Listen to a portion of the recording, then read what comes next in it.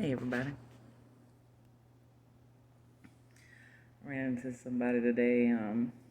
We used to work together. So it made me think of some things. We was talking about work. I worked for a I worked a corporate job for almost 12 years. 4 months shy of 12 years. When I first started this corporate job, I was very young. I was like 22. Um, Decent job with decent benefits. I learned quickly. I've always been that way. I'm a gifted adult. And I learned quickly and adapt quickly. I excelled in that position. Within less than a year, I had worked there. I had become one of the top producers on the team. I had an excellent manager, and he allowed me a lot of freedom because I did my job and I did it well. I did what was asked of me and more. I never thought anything of it. It's simply who I am. I don't know how to do anything else. So, been there about 9 months and they were doing major layoffs. I remember the manager and his boss called me in. They wanted to assure me that my job was secure. They did not want me to sit at my desk and be in anxiety as what was going to occurred throughout the workday. I just had to be quiet about it. But they did not want me to have to worry or have any concerns that my job was in jeopardy. So not only did the company go through major layoffs that same year, I had been there less than a year when annual reviews came up. And so there was a limitation on how much they could give me as far as a raise. I was ecstatic about the raise, biggest raise I had ever gotten. I didn't think anything of it. But they wanted to assure me that I was more appreciated than that and that they were going to do everything in their power. They were going to the corporate offices to ensure that I got more money than that. Okay, thought nothing of it. Remember, they called me back in again. We haven't forgotten. We are still working to get you more money, and they did quite a bit more money. Later on that year, there were awards that the company gave out, and there were a very limited number of people that got it. And I remember as they would read the description of the person and then tell you who it was that got it. No advance notice. You learn right along with everybody else. But I got this major award, and you got a bonus and this fancy dinner, and I did that. So the organization was opening up a new center, and there was limited growth opportunity within the current structure of where I was. And my boss didn't want me to be limited. He saw my potential to be much more, and he wanted me to have the opportunity to step into that potential. So he said, I want you to apply for this new team. There's growth opportunity there, and I think you will thrive and you deserve it. I hate to lose you, but I think you deserve the opportunity to grow. So I moved over. Within 2 months, I had been written up. I was labeled a problem child, if you will. I didn't understand it. I began to become quite ill, physically ill. Migraines. I would be sitting at my desk and it would feel like somebody had taken a baseball bat and slammed it into the back of my head. My vision would go out. I was getting quite ill in this environment. I was only there 2 months.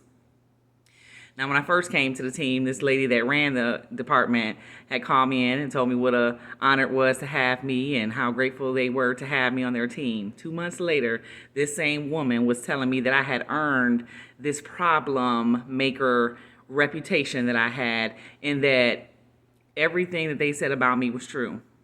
They were a bunch of lies. And it was so interesting. The whole team was at war. There were people who were standing up for me, even though I was sitting at my desk afraid to speak. There was one woman, she really took it to heart. What was being done was not right. She spoke. Next thing you know, she was getting written up. Anybody who took my side, even though I asked for no such thing, were persecuted right along with me. I go to human resources because at this point, I don't even know what to do about this. I've done nothing different than the work that I had done on the team I came from.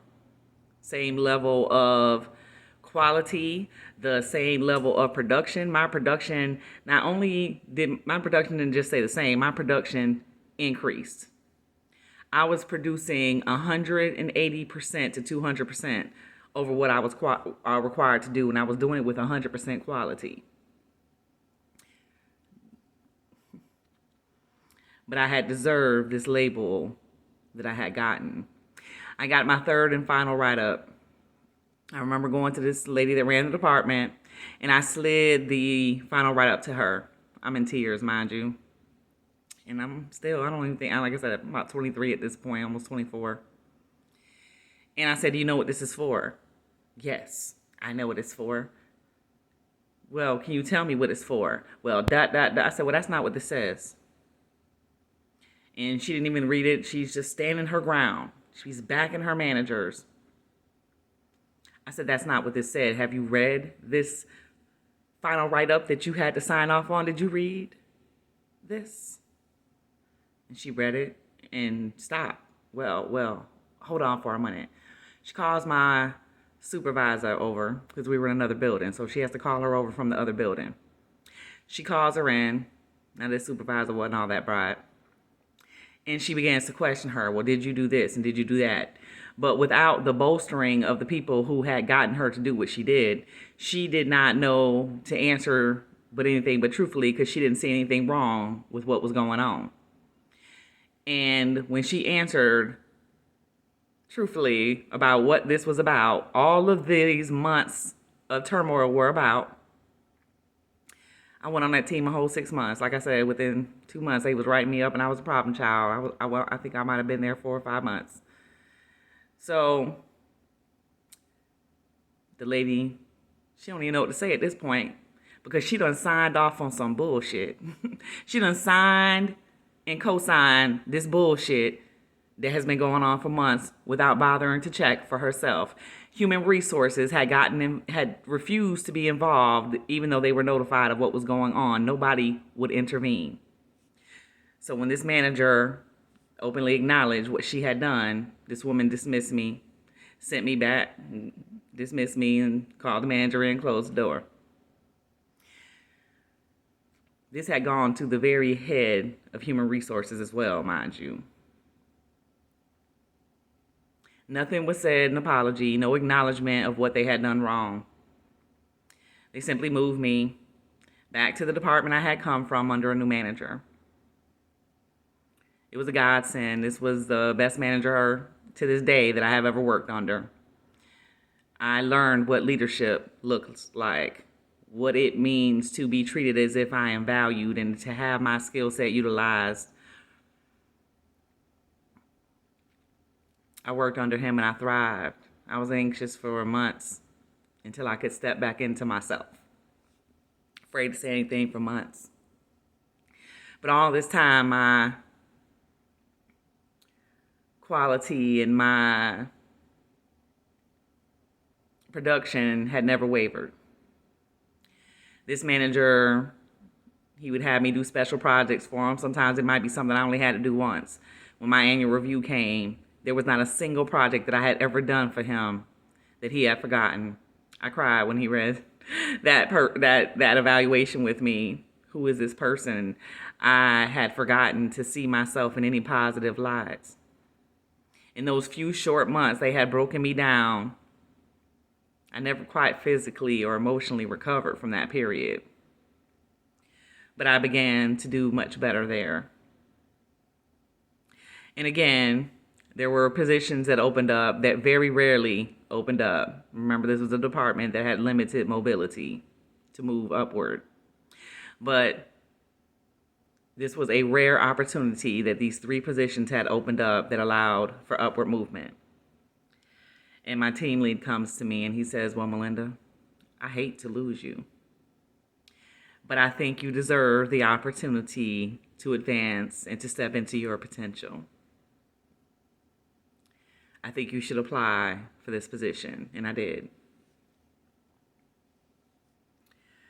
I go into the interview, and it was a panel interview. And the one lady was quite rude to me, and I was quite shocked because she had always been friendly and made her way around to ask me questions about myself and things. But she was quite nasty in the interview. It surprised me, but I didn't think nothing of it because it wasn't important to me that I get this position. People had to talk me into applying for this position.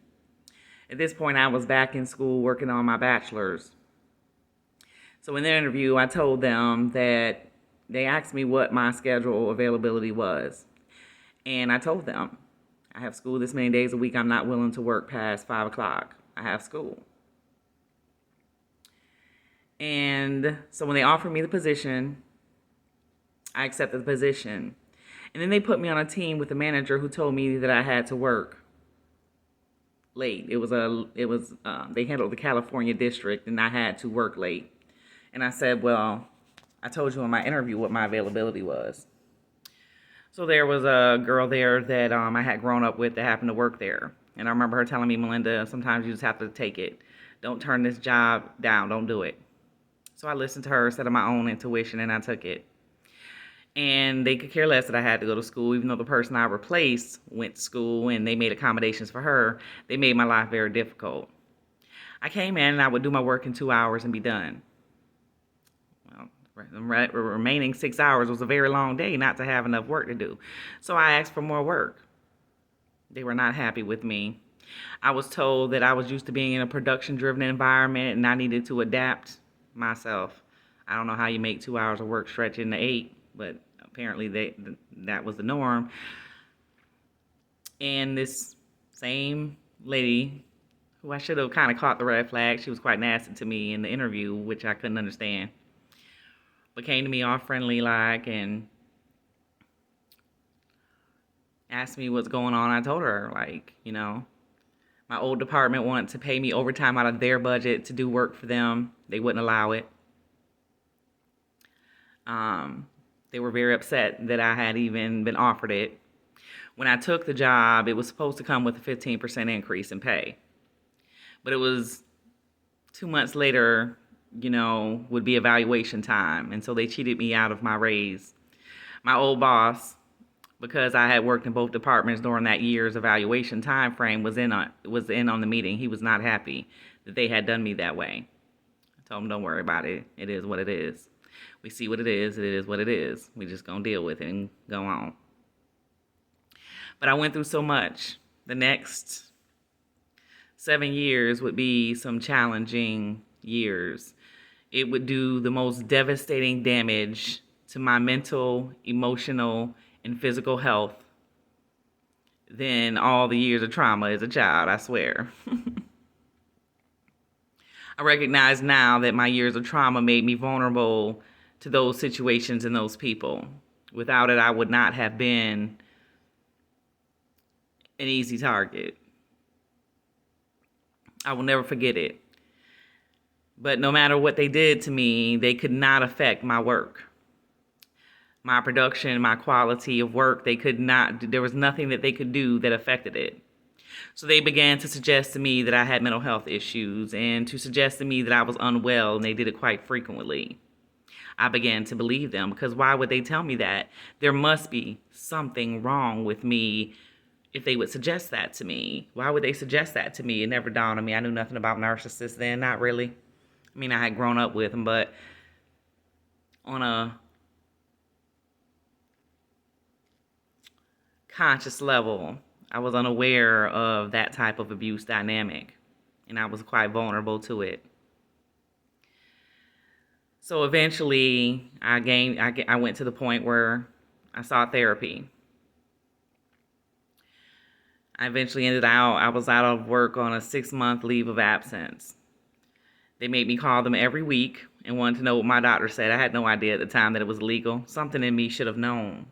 That's what I tell myself. Something in me should have known better. But it was time. My doctor had signed off for me to return to work. Thought that might be best for me. They refused to take my doctor's note and would not allow me to come back to work. They said I had to get a second doctor sign off to be able to come back to work. So I had to find another doctor, and these were mental health doctors. So I search and I find another doctor. He signs me off to work. He doesn't see anything wrong with me. Signs me back into work. They refuse to take that doctor's note. Hire their own person to evaluate me. The person said, there's nothing wrong with you other than you need to be productive. You're ready, more than ready to go back to work. A couple days later, the man calls me and tells me that they asked him to change his evaluation. He says, I don't think I'm qualified to do that. Maybe you should go back to your own doctor and ask him to do that. That's out of my scope of practice. And all I could think was, there must be really something wrong with me. What is it that my doctor's not seeing? I can laugh now, but it's hardly amusing. Workplace abuse dynamics. So I go back to this doctor and I tell him what has happened about this outside evaluation. The man was livid. He says, do you know who I am and what I do? Well, you're Dr. So-and-so and you're a psychologist. He's like, no, let me explain to you. I am a forensic psychiatrist. I testify in courts of law. What is being done? I don't know what it is they're trying to do, but I am not putting my license on the line. If they want to fire you, then they better do it on their own terms, because I ain't having no part of it. I see nothing wrong with you. Of course, I need more time if I'm going to evaluate you, but and any time I've met you, I have not seen anything to indicate that there is something wrong with you. I will have nothing to do with whatever this is. He goes, this is what you're going to do. You are not going to tell them you're coming back to work. Here is your return to work note. You're going to show up to work on Monday, and let's see what they do. Go to work. You don't ask for permission to come back to work for your doctor's note. You're going to show up to work. You're going to give that to human resources, and then let's see what they do. Nothing was said. A couple months later, human resources calls me and asks me why I had not come back to work with my first doctor's note.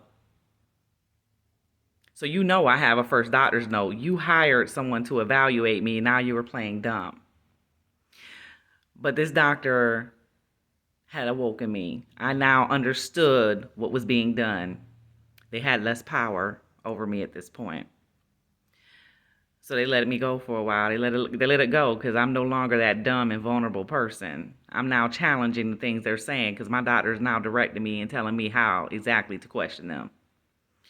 So a few months later go by, and they call me in and suggest to me that they believe I'm depressed and they're concerned about my mental health. Nothing wrong with my production, my quality, my attendance, nothing. Again, I've forgotten so quickly. Is there something wrong with me? I don't feel depressed. I go back to this clinical psychiatrist, this forensic psychiatrist, and I tell him, and he said, Melinda, do you feel depressed? I said, no. Maybe I wouldn't know. And he looked at me.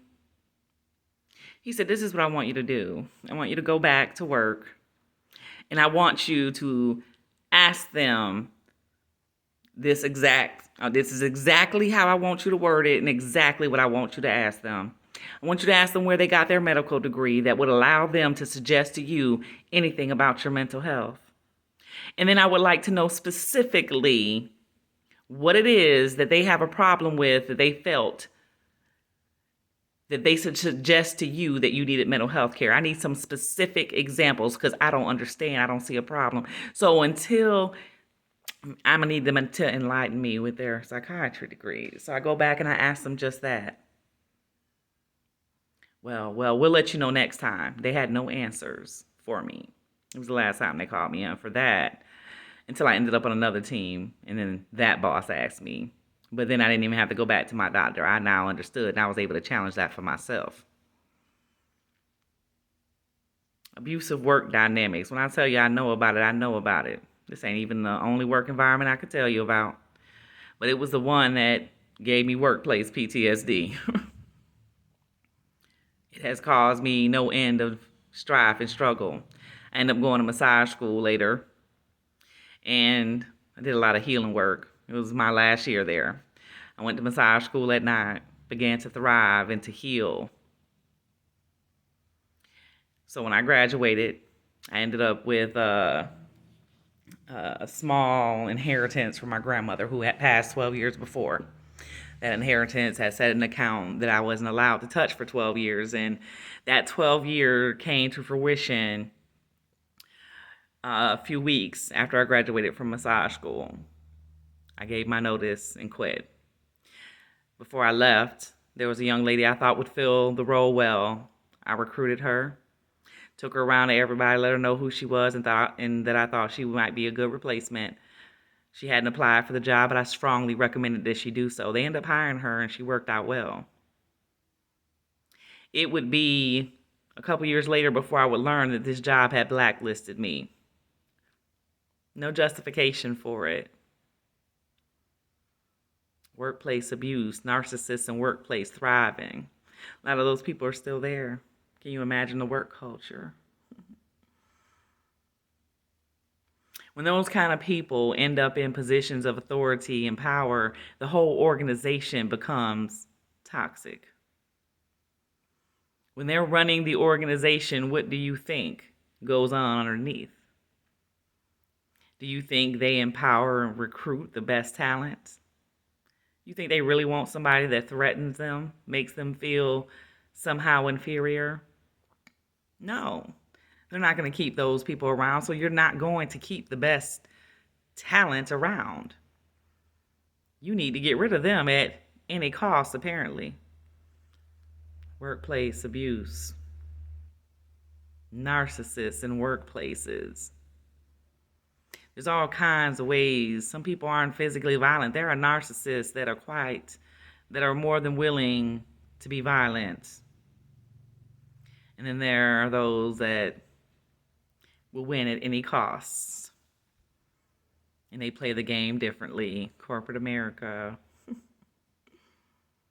But yeah. I've shared that privately. But today I thought about it. This video is going to be too long for Facebook, so it'll probably go on YouTube, and maybe I'll share it over to Facebook. I could write a book about my experiences in that place, what it did to my mental health and my physical well-being and my emotional health. I can't begin to tell you. Like I said, that childhood abuse, that made me vulnerable to abuse and abusive people. When you began to take your power back, they have a lot less ability to manipulate and control you. To recognize the effects that childhood trauma play in your life will empower you to not be as vulnerable to those type of people. They will always exist in this world. You're never going to be totally safe from them. You're going to have to be vigilant. But an awareness can empower you to be a lot less vulnerable to those type of people. But anyway, talk to you guys later.